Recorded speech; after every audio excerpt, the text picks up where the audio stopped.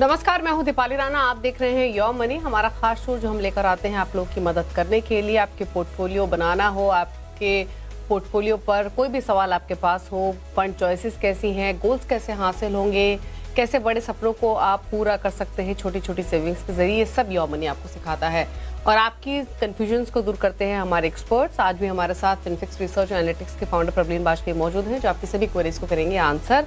प्रवीण, नमस्कार, स्वागत है आपका इस शो में। और इनफैक्ट क्वेरीज पर हम बातचीत करेंगे, लेकिन उससे पहले समझने की कोशिश करेंगे इंश्योरेंस वर्सेस इन्वेस्टमेंट, दोनों को अलग अलग क्यों रखना चाहिए। क्योंकि बहुत सारे ऐसे इन्वेस्टर्स हैं जो इंश्योरेंस को इन्वेस्टमेंट से कंफ्यूज करते हैं और काफ़ी बार ऐसी पॉलिसीज ले लेते हैं। इनफैक्ट अब तो अवेयरनेस फिर भी प्रवीण बढ़ा है, लेकिन एक समय ऐसा भी था जब लोग यूलिप खरीद लेते थे इन्वेस्टमेंट और इंश्योरेंस दोनों पर्पस को फुलफिल करने के लिए। लेकिन अभी भी क्योंकि ये पूरा ही पर्सनल फाइनेंस का टॉपिक एक ऐसा है जो अभी भी बहुत अंडर पेनिट्रेटेड है, बहुत सारे ऐसे व्यूअर्स हैं, इन्वेस्टर्स हैं जो इस डिफरेंस को नहीं समझते हैं। तो उनके लिए बताइए कि इन्वेस्टमेंट और इंश्योरेंस दोनों अलग अलग क्यों हैं, क्यों अलग रखना जरूरी है, समझाइए। जी। बिल्कुल दीपाली, आई थिंक ये बहुत ही अभी भी रेलेवेंट क्वेश्चन है और इसको जितना आई थिंक हम एक्सप्लेन कर सकते हैं अपने व्यूअर्स को उतना अच्छा है। अगर हम दोनों को एक बार अलग-अलग समझें, इंश्योरेंस हम लोग रिस्क मैनेजमेंट टूल की तरह देखते हैं कि अगर हमारे को कुछ हो गया या हमारी हेल्थ में कोई इश्यू आया, जैसे हम गाड़ी की इंश्योरेंस लेते हैं, हमारी गाड़ी का एक्सीडेंट हो गया, तो हम डिफरेंट डिफरेंट पर्पसेस से दीपाली एक तरीके का रिस्क मैनेजमेंट कवर लेते हैं कि अगर वो घटना घटी तो आपको उसके बदले में आपको एक तरीके का कॉम्पनसेशन मिलेगा। एंड जब हम इंश्योरेंस को देखते हैं तब हमें आइडियली उस रिटर्न को देखना ही नहीं चाहिए कि हमें क्या पैसा मिलेगा, इन द सेंस कि आपको सिर्फ एक कवर लेना है जो आपको उस इवेंचुअलिटी के टाइम पे उतनी रकम दे जो आपके आने वाले फ्यूचर गोल्स और आपके लाइफस्टाइल को इम्पैक्ट ना करे। यहाँ पे हम इनफैक्ट चाहते हैं कि इंश्योरेंस को हमें यूज करने की जरूरत ही ना पड़े। But over a period of time ऐसा हुआ कि इंश्योरेंस को एक सिंप्लीफाइड सिर्फ कवर की तरह देखने की बजाय हमने इन्वेस्टमेंट के साथ बंडल करना शुरू कर दिया। जो हमारी इन्वेस्टमेंट्स हैं दीपाली, ये हमारे लाइफ के इतने सारे जो फाइनेंशियल गोल्स हैं टेक्निकली उनको मीट करने के लिए है कि हम जो अपनी हार्ड अर्न मनी कमाते हैं हम उसको निवेश करें, वहां पे कंपाउंडिंग देखें और आज से 5, 10, 15, 20, 30 साल बाद जो हमारे डिफरेंट गोल्स हैं हम उनको फुलफिल कर पाएं। अब इंश्योरेंस इंडस्ट्री को अगर हम देखें तो उन्होंने डेफिनेटली सिंपल हमारे term plans, health covers available है, पर वहां पे मेरे ख्याल से इतनी सिंप्लिसिटी थी और समवेयर सिंप्लिसिटी को मुझे लगता है उतना अच्छा नहीं माना जाता है, क्योंकि एक कॉम्प्लेक्सिटी में क्या होता है कि निवेशक को बहुत चीजें समझ में नहीं आती है तो इजी रहता है उनको एक तरीके से गुमराह करना, और यही हुआ है जब इंश्योरेंस और इन्वेस्टमेंट को हमने मिक्स किया है।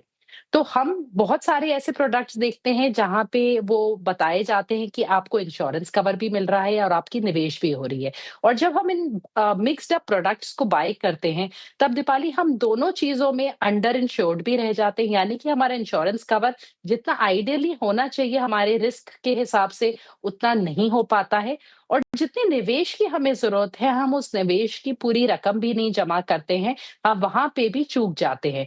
तो ये जो एक बंडल्ड अप्रोच है इससे हमें बचना चाहिए। आइडियली अगर आप अपनी आज के टाइम पे निवेश को आप प्लान कर रहे हैं, अपने रिस्क मैनेजमेंट को प्लान कर रहे हैं, तो आपको अपनी इन्वेस्टमेंट्स और अपने इंश्योरेंस को सेपरेट रखना चाहिए। इंश्योरेंस में हमें एक गारंटी की ज़रूरत है कि अगर आज मुझे कुछ हो गया तो मेरी फैमिली को क्या मिलेगा, जबकि निवेश में हमें ग्रोथ की ज़रूरत है।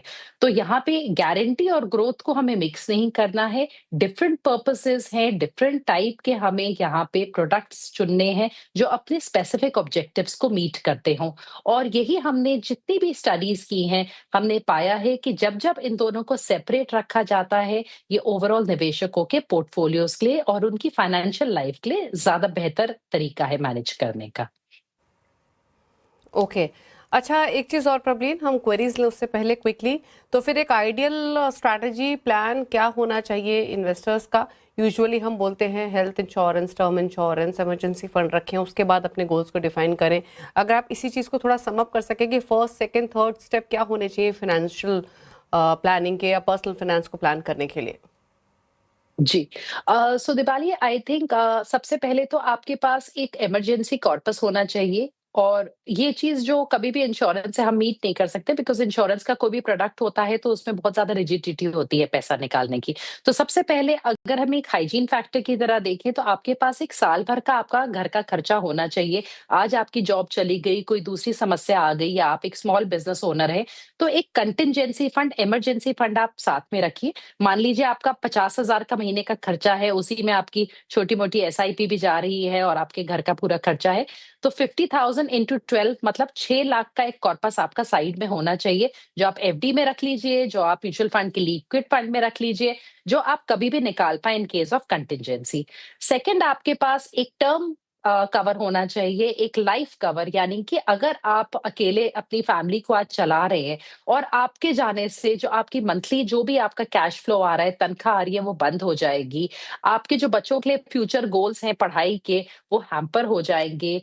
जो भी आपका होम लोन है, वो बंद हो जाएगा, और वो आपके ऊपर जो लोन है, वो अमाउंट खड़ा रह जाएगा। उन सारी चीज़ों को देखते हुए, आपकी लायबिलिटीज़ को देखते हुए, दीपाली, डिफरेंट फ़ॉर्मूलाज़ होते हैं, जिनसे आपकी टर्म रिक्वायरमेंट कैलकुलेट होनी चाहिए। तो आप लाइफ कवर सेकेंडली डेफिनिटली लीजिए।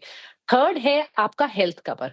कोविड एक बहुत ही मेरे ख्याल से दुखद एग्जाम्पल है, बट उसने हम सबको ये दिखाया कि हेल्थ की इमरजेंसी कभी भी आ सकती है, और बहुत ही जो बिल्स आते हैं हॉस्पिटल्स के, वो दीपाली एक अच्छे खासे हाउस होल्ड को बहुत डिफिकल्टी में डाल सकते हैं। तो आपके पास एक हेल्थ कवर जरूर होना चाहिए अपनी फैमिली के लिए। आप ये मत सोचिए आप यंग हैं तो आपको कोई प्रॉब्लम नहीं है। प्रॉब्लम आपके एक्सीडेंट के रूप में आ सकती है, कभी बता के नहीं आएगी, तो आपके पास एक हेल्थ कवर हमेशा होना चाहिए। उसके बाद जो आपका निवेश आता है, अब आप उसकी शुरुआत करिए। उसको आप 2 हिस्सों में बाँटिए। एक हो गए आपके फिक्स्ड इनकम प्रोडक्ट्स, जैसे आपका पीपीएफ हो गया, ईपीएफ हो गया। आप उनको पैरेलली चलाइए, जो आपको अपने ऑफिस के थ्रू मिल रहे हैं या आपने खुद किया है। और साथ में आप एक म्यूचुअल फंड्स के थ्रू अपना पोर्टफोलियो बनाइए, जो आपके डिफरेंट गोल्स के साथ मैप्ड हो, चाहे आपकी शादी हो, चाहे आपके बच्चों की एजुकेशन हो, चाहे आपका रिटायरमेंट हो। और मेरे ख्याल से इन 4-5 स्टेप्स के साथ अगर आप अपनी फाइनेंशियल प्लानिंग करेंगे, निवेश की शुरुआत करेंगे, तो आपको बहुत ईज़ मिलेगी।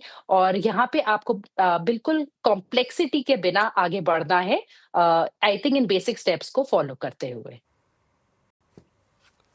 ओके, चलिए, तो ये आपको स्ट्रैटेजी बताई गई है, एग्जैक्ट स्टेप्स क्या होने चाहिए, इंश्योरेंस इन्वेस्टमेंट को मिक्स नहीं करना है।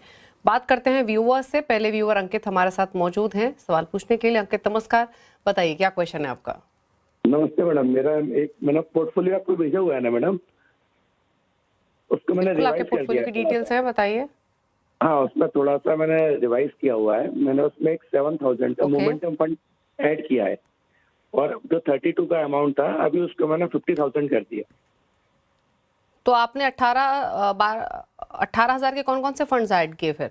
नहीं, 18 मैंने उसमें जो फ्लेक्सी कैप में मैंने 5,000 रुपये और जोड़ दिए हैं, स्मॉल कैप में जोड़ दिए हैं, और मल्टी कैप में 6,000 रुपये। ओके, और नया फंड कौन सा ऐड किया है? मैंने मैक्स एक्स का मोमेंटम 550 इंडेक्स वाला एक फंड ऐड किया है। 7,000 की ओके, उसको एसआईपी कर रहा हूँ मंथली। ओके, अच्छा, आपने अभी आपका कुछ एक्यूमुलेशन हुआ है पोर्टफोलियो में? हाँ वैल्यू मैडम, कितनी है फिलहाल पोर्टफोलियो की? मैडम मेरी पोर्टफोलियो की वैल्यू 4 लाख है। और मैडम ओके, इसमें मेरे 2 गोल है। मुझे उसमें 7 बताइए। साल बाद मुझे आफ्टर 7 ईयर 20 लाख चाहिए, और आफ्टर 16 ईयर मुझे 4 करोड़ चाहिए, और मेरा ठीक है, 10% का पूछो। स्टेप रहेगा।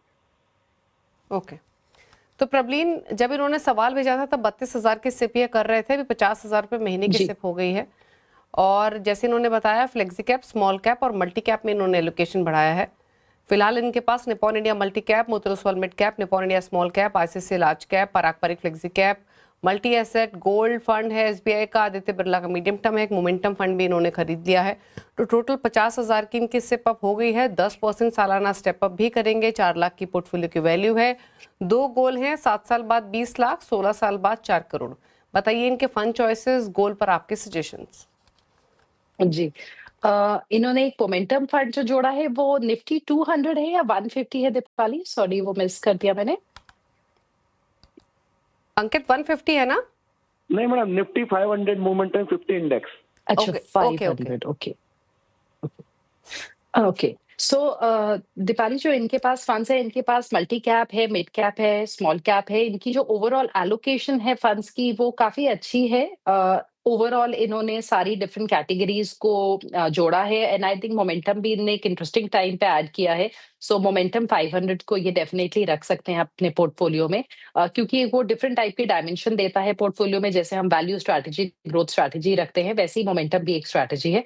तो डेफिनिटली वो सही है, वो रख सकते हैं। इनने एक आदित्य बिरला का कुछ डेट फंड भी रखा है, तो उसका अगर इनको कोई कंटिजेंसी फंड वगैरह बनाना चाहते हैं, एज़ अ बफर अगर रखना चाहते हैं तो ठीक है, अदरवाइज़ उसकी रिक्वायरमेंट नहीं है, उसका पैसा ये प्रोबेबली गोल्ड में भी अपना ऐड कर सकते हैं। इन्होंने जो लास्ट टाइम अपना निवेश का टारगेट दिया था अभी, उनने बोला था कि एक 4 करोड़ का इनका टारगेट है 16 इयर्स के बाद। और ये जो अमाउंट है, ये यहाँ पे आराम से अराउंड 41,000 की SIP with a 10% step up से पहुँच पाएँगे। सो इनका जो टारगेट है 4 करोड़ का इन 16 इयर्स, ये 41,000 की एसआईपी विद 10% स्टेप अप पूरा हो जाता है। तो अगर अब इन्होंने अपनी एसआईपी को बढ़ा के 50 कर लिया है, तो ये इससे अधिक ही जोड़ पाएँगे अपने पोर्टफोलियो में। अ, अगर जो एक छोटा चेंज यहाँ पे दीपाली, मैं इनको ये सजेस्ट करूँगी कि इन्होंने निप्पॉन का ही मल्टी कैप ले रखा है और निप्पॉन का स्मॉल कैप भी ले रखा है। तो मेरी राय ये होगी कि आप स्मॉल कैप किसी और फंड हाउस का ले लीजिए, बिकॉज़ सेम फंड हाउस की थोड़ी-सी अप्रोच सेम होती है फंड मैनेजमेंट की तरफ। तो आप निप्पॉन मल्टी कैप को कंटिन्यू करते हुए स्मॉल कैप को चेंज कर सकते हैं। और आपका जो लार्ज कैप और जो आपके मल्टी एसेट फंड है, वो दोनों आईसीआईसीआई के हैं, तो वहाँ पे भी ऑलमोस्ट 45% का ओवरलैप है। सो आप वैसे मल्टी एसेट एलोकेशन बहुत अच्छी एक फंड है इनकी, पर उसको आप मेरे ख्याल से इस स्टेज पे स्टॉप कर सकते हैं, बिकॉज़ आपका 16 इयर्स का होराइज़न है। आप उसकी जगह एक कॉन्ट्रा या वैल्यू थीम को अपने पोर्टफोलियो में ऐड कर सकते हैं। सो ओवरऑल आप स्मॉल कैप दूसरे फंड हाउस का ले लीजिए। आप मल्टी एसेट को अपने स्टॉप कर सकते हैं बिकॉज़ ऑफ ओवर एलोकेशन और डुप्लीकेशन ऑफ पोर्टफोलियो, और आप एक कॉन्ट्रा या फिर वैल्यू थीम ऐड कर सकते हैं पोर्टफोलियो में। मोमेंटम को आपने ऑलरेडी ऐड कर ही लिया है, एंड गोल आप अपना अचीव कर पा रहे हैं। ओके, चलिए तो ये रही सलाह अंकित आपके लिए। आप अपने गोल्स कंफर्टेबली अचीव कर सकते हैं। पोर्टफोलियो रिलेटेड एडवाइस आपको प्रवीण ने दी है। बात करते हैं विकास पाठक से, हमारे साथ कनेक्टेड हैं। विकास नमस्कार, पूछिए अपना सवाल।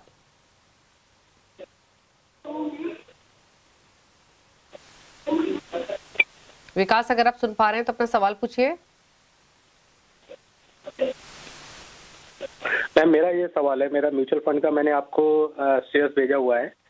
तो जस्ट मैं ये जानना चाह रहा हूँ कि अगर मैं ये 15 से 20 साल तक ये चलाता हूँ और इन बिटवीन कोई फंड मेरा ये खराब करता है, तो मैं रिप्लेस कैसे कर पाऊंगा मैम? अगर ये 2-3 साल या 4 साल तक वो पे खराब फंड कर रहा है और इन बिटवीन मुझे पैसों की जरूरत पड़ जाती है, तो फिर मैं इसको रिकवर कैसे कर पाऊंगा मैम? और दूसरा मेरा ये सवाल है मैम, जो मैंने फंड बेचा है क्या ये सही है? क्या मैं इसमें इसी में कंटिन्यू करना चाहिए या is there any change required? ठीक है, तो पहले तो 4500 रुपए की सिप चल रही है इनकी प्रबलीन। पराग पर एक flexi cap 1000, 500 Nippon India small cap, Motilal Oswal mid cap में 1000, UTI Nifty 50 index 1000, SBI large mid cap में 1000। 20 साल का होराइजन है, 1 करोड़ का लक्ष्य है। अब इनके दो सवाल, ऑफ कोर्स पहला तो यही कि फंड चॉइसेस कैसी हैं प्लस गोल हासिल होगा कि नहीं। दूसरा सवाल एक तरीके से देखा जाए तो इनका बहुत इंपॉर्टेंट है। जब एक्सट्रीम लॉन्ग टर्म व्यू होता है 15 साल, 20 साल, 10 साल, तो कैसे डिसाइड करें कि कब फंड से एग्जिट करना है, कितना टाइम उसके अंडर परफॉर्मेंस को दे, अगर एग्जिट करे तो फिर नया फंड ऐड करे, एग्जैक्ट अप्रोच क्या होनी चाहिए इतने लंबे समय के लिए। ऑफ कोर्स जो आज पोर्टफोलियो क्रिएट किया शायद वो रेलेवेंट ना हो अब से 5 साल बाद, तो एग्जैक्ट स्ट्रैटेजी पोर्टफोलियो रिव्यूइंग की कैसे बनाएं?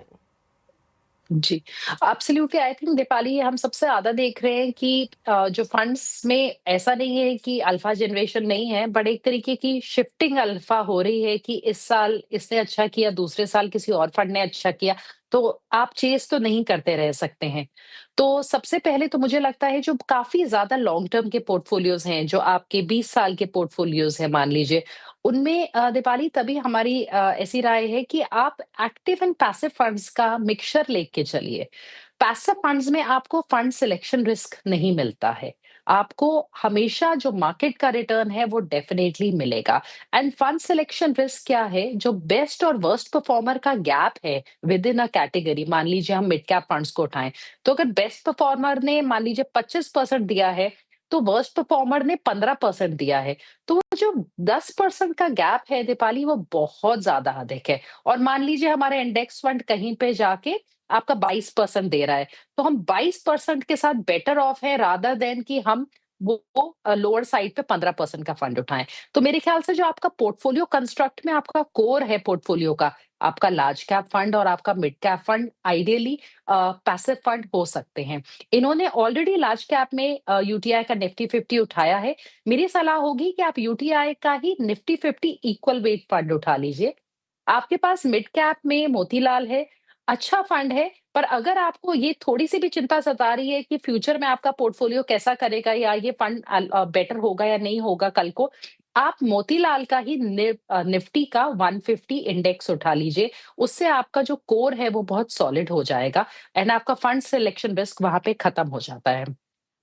नाउ दीपाली, अगर लेट्स से हमने जब एनुअली रिव्यू किया और आपका कोई ऐसा फंड हो जो कैटेगरी को भी बीट नहीं कर पा रहा है, अपने बेंचमार्क को भी बीट नहीं कर पा रहा है, तो थोड़ा-सा उसका हमें कारण समझना होगा कि ऐसा क्यों है और उसको आप 6 महीने, साल भर, 1.5 साल भी दे सकते हैं बिफोर आप उसको स्टॉप करें। तो कई बार स्ट्रैटेजी जो फंड की होती है वो स्पेसिफिक मार्केट्स में नहीं चलती है और हमें ऐसा नहीं है कि 1-2 महीने का लैग हुआ तो हमने फंड को हटा दिया। तो हमेशा उसका कारण समझना बहुत ज़रूरी है एंड मेरे ख्याल से जो बेसिक आपका बेस्ट परफॉर्मर ना हो, आपको इतना ज़रूर देखना है कि आपके बेंचमार्क और आपकी कैटेगरी एवरेज को बीट करे। तो इस स्ट्रैटेजी के साथ आप चलेंगे तो मेरे ख्याल से आपके लिए ठीक रहेगा और अगर ऐसा कोई फंड आपको रास्ते में मिलता है अपनी इन्वेस्टिंग जर्नी में कि आज परफॉर्म करना बंद कर चुका है, तो हमेशा एग्ज़िट मत करिए। मे बी आप उसमें एसआईपी स्टॉप कर सकते हैं और उसको थोड़ा टाइम दे सकते हैं बिफोर इट्स बाउंस बैक और अगर वो आपको लगता है वो रिकवर नहीं करता है, तो तब आप उसके एग्ज़िट का सोच सकते हैं आफ्टर अ ईयर और इवन 1.5 ईयर टाइम पीरियड। इनका जो गोल है, अगर हम देखें टारगेट 1 करोड़ इन 20 इयर्स दीपाली, तो ये बन सकता है अगर आज ये एक 11,000 की एसआईपी कर ले, ये अभी 4,500 की एसआईपी कर रहे हैं। अदरवाइज़ अगर ये 6,000 की एसआईपी पे एक 10% का सालाना स्टेप अप करेंगे, तो भी अपने गोल को पा सकते हैं। बट आज से 20 साल बाद 1 करोड़ की कीमत आज के करीबन 31 लाख के करीब रह जाएगी अगर हम 6% के इन्फ्लेशन पे देखें। तो उस चीज़ का विकास जी आप ज़रूर ध्यान रखिएगा और मेरी सलाह ये है आपका फ्रेश पोर्टफोलियो है, स्कीम्स आपकी बुरी नहीं है, पर आप एक mix of active and passive लेके चलिए, उससे आपकी समस्या काफ़ी हद तक मेरे ख्याल से सॉल्व हो जाएगी। ओके, चलिए तो ये रही सलाह आपके पोर्टफोलियो को लेकर। रुक रहे योर मनी, प्रबलीन वाजपेयी हमारे साथ बनी हुई हैं। पूछ लेते हैं प्रबलीन के टॉप 4 फंड्स उन व्यूअर्स के लिए जो प्रबलीन की चॉइस के हिसाब से पोर्टफोलियो क्रिएट करना चाहते हैं। बताइए प्रबलीन, आपकी चॉइसेस। सो पहला होगा दीपाली डीएसपी का निफ्टी 50 इक्वल वेट इंडेक्स। ये किसी और फंड हाउस का भी लिया जा सकता है क्योंकि ये एक पैसिव स्ट्रैटेजी है। हमें टॉप 50 स्टॉक्स जो इंडिया के हैं उनमें इक्वल प्रोपोर्शन में एलोकेशन देता है। सेकंड इज आईसीआईसीआई प्रूडेंशियल का flexi cap fund. Flexi cap fund again flexibility रखते हैं कि वो लार्ज, मिड और स्मॉल कहीं पे भी मूव कर सकते हैं, पर ज्यादातर लार्ज कैप टिल्टेड है और ये फंड भी थोड़ा लार्ज कैप टिल्टेड है।